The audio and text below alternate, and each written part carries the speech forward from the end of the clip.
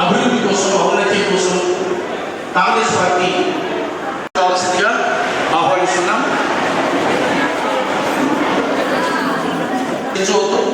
బయట ఉన్న సోదరులు సోదరులను కూడా వెంటనే తొలుత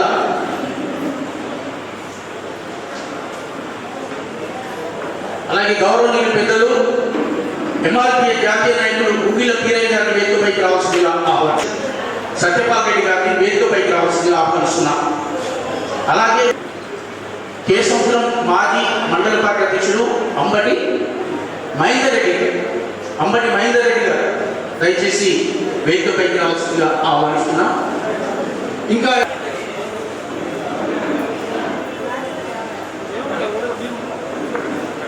వ్యవస్థాపకుల వారు ఉండి ఈనాడు గిరిజనులు చైతన్యం తీసుకురావడానికి వారి హక్కుల పరిరక్షణ కోసం ఇలా గిరిజన అభివృద్ధి కోసం వారు ఎంతో కృషి చేశారు. అలాంటి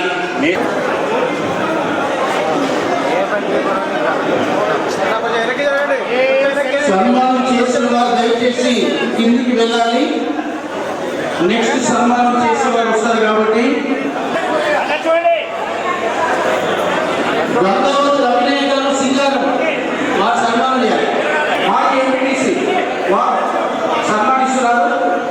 వారి బృందం వారి నాయకులు వారితో పాటు ఇతర నాయకులను సన్మానించాలి.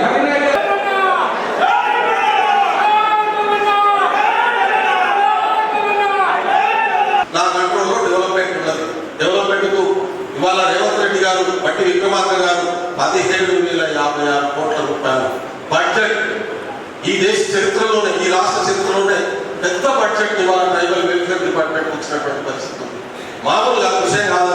17,056 కోట్లు గత సంవత్సరం 2 సంవత్సరాలు మా ట్రైకా డిపార్ట్మెంట్కు టీఆర్ఎస్ ప్రభుత్వం గొప్పలు చెప్పుకుంటారు. బాధ అనిపిస్తుంది.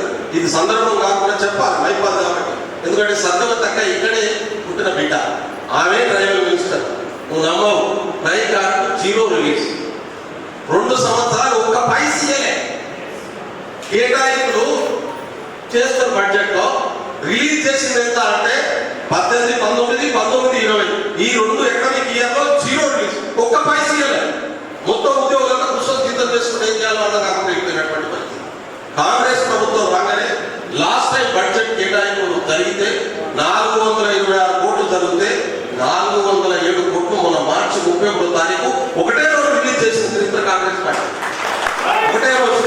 ఈ బాధ్యత తీసుకొని నువ్వు తర్వాత నీ సంగతి చూద్దాం. ఇప్పుడైతే ట్రైబల్ డిపార్ట్మెంట్ సెట్ చేయాల్సినటువంటి అవసరం ఉంది. నేనే ట్రైబల్ మినిస్టర్, నా కంట్రోల్లో ఉంది, సీఎం గారి కంట్రోల్లో ఉంది. కాబట్టి నేను ఎక్కువ టైం పెట్టకపోవచ్చు. మిగతా అంశాలు చూడాల్సి వస్తుంది. రూరల్ డెవలప్మెంట్ సీతకి ఇచ్చినాం, ఆమె 2 నిమిషం టైం దొరకలేదు. కాబట్టి దీన్ని సెట్ చేసేటటువంటి పద్ధతిలో పనిచేయాలంటే నువ్వు చేయగలుగుతావు, నువ్వు చేయడని చెప్పి వేమనరేందర్ రెడ్డి గారు దిక్కు, ముఖ్యమంత్రి గారు దిక్కు చెప్పి నాకు ఈ బాధ్యతలు అప్పచెప్పినందుకు వాళ్ళందరికీ శిరస్సు వచ్చి నేను ధన్యవాదాలు తెలియజేస్తా ఉన్నాను. భరత్చంద్ర రెడ్డి గారు, మా మురళి నాయక్ గారు, రామచంద్ర నాయక్ గారు, బలరాం నాయక్ గారు వీళ్ళందరూ సపోర్ట్ చేస్తేనే నాకు ఈ పొజిషన్ వచ్చింది. అందుకే పని కట్టుకొని భారీ సన్మాన కార్యక్రమానికి ఈరోజు రావడం జరిగింది. ఒకటి, మనిషి గురించి ఎంత చెప్పినా తక్కువే. ఉదార స్వభావుడు, సౌమ్యుడు, ఏదున్నా కూడా బెల్లంగా అంటే బహుబాదులు తెలియని వ్యక్తి అనే వాళ్ళు ఎవరు ఉంటారు. కాబట్టి వారిని మనం అందరం ఈరోజు ఈ సన్మానానికి మనం పెద్ద మనసుడు వచ్చి మన మహబూబాద్ నియోజకవర్గ ప్రజల తరఫున అలాగే మొత్తం జిల్లా వాసుల తరఫున అనేక సంఘాల వారి తరఫున